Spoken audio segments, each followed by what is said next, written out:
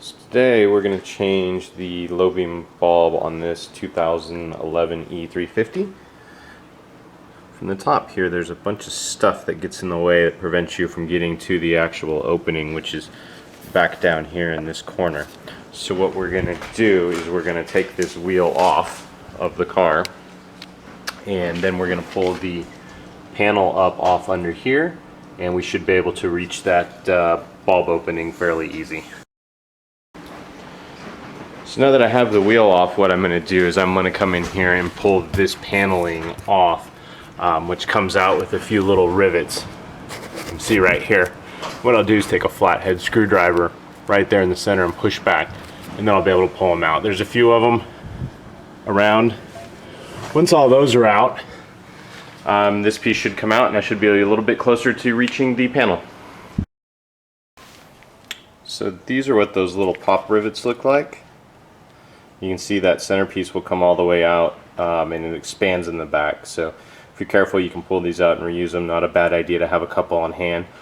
But in this instance, if you break one of them up here in their respective holes, you can put this back on and wait till you get one. There's also the two 10mm bolts, one there and one in the back right there. Those will come out, and then this piece will pop right on out. So once you get the front half of that wheel fairing off, you can start to see the inside. This little cup is where the low beam light is hidden behind, and you can see if I pan back here, I only had to take half of that off, so you can leave the back half on. So what we'll do to get to the light is we'll come up here, we'll turn this counterclockwise, out it comes, and then you can see the light there. So to pull that bulb out, you'll give it a half twist counterclockwise. It's got some little indents that hold it in. Then it'll come out and you have access to change that bulb. So I pulled the old bulb out.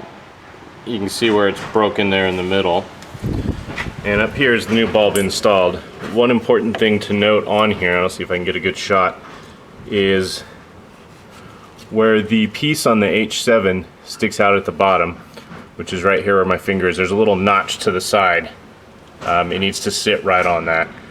Once you have that done, you'll put this bulb back in, turn it turn clockwise so that the catches, which are here, and there's one on the other side here, catch inside the hole up in there, and then we'll go about reinstalling everything.